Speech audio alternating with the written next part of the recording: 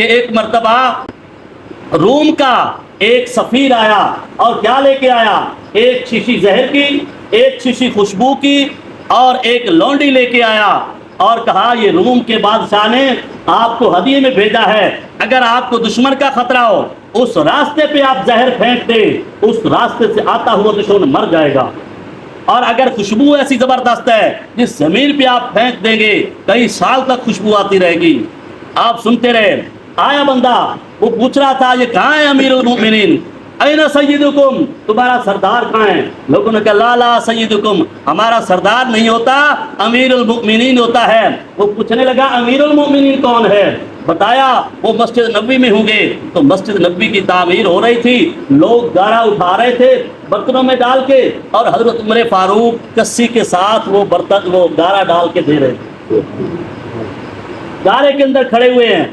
اور وہ آیا وہاں کے پوچھا بھائی امیر المؤمنین کہاں ہیں؟ تو بتانے والے نے بتایا وہ جو گارا اٹھا کے دے رہے ہیں نا یہی امیر المؤمنین ہے۔ وہ حیران ہو گیا، کہنے لگا امیر المؤمنین آپ کے لیے روم کے بادشاہ نے ہدیہ بھیجا ہے، میں وہاں کا سفیر ہوں۔ آپ نے فرمایا کس لیے آئے ہو؟ بتانے لگا میرے پاس یہ زہر ہے، اگر کہیں دشمن کا خطرہ ہو پھینک دیں تو سارے کے سارے دشمن مر جائیں گے۔ آپ نے ڈھکن کھولا، بسم اللہ الرحمن الرحیم پڑھا، منہ کے ساتھ لگایا اور پی گئے۔ روم کا سفیر جو آیا تھا وہ بے ہوش ہو گیا، کہنے لگا جس راستے پہ پڑ جائے وہاں دشمن مر جائے، اور یہ عجیب بات ہے، منہ کے ساتھ لگائی اور پی گئے۔ جب اس کو ہوش آیا اس نے کہا آپ نے کوئی دم کیا تھا؟ آپ نے فرمایا دم نہیں کیا۔ او بتوں کے پجاری، او بتوں کے پجاری، تم سوچتے ہو کہ شاید اللہ کے غیر سے ہوتا ہے، میں یہ کہتا ہوں زہر سے نہیں، جب میرا اللہ دیتا ہے تو موت میرا اللہ دیتا ہے۔ ہمیں ہمارے مصطفیٰ نے یہ نہیں بتایا کہ تم فلاں چیز سے مر جاؤ گے، میرے مصطفیٰ نے مجھے یہ بتایا ہے تمہاری زندگی موت کا مالک میرا پروردگار ہے۔ اور شیشی کو اتنی اہمیت بھی نہیں دی خوشبو والی، اس نے کہا سالوں تک خوشبو آتی رہے گی۔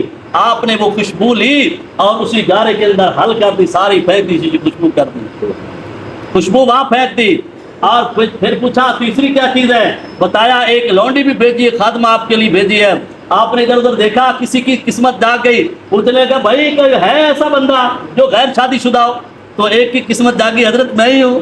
تو حضرت نے فرمایا آ جاؤ، اس کا نکاح پڑا اور اس کے نکاح میں دے دی، جاؤ لے جاؤ میاں بیوی بن کے رہو۔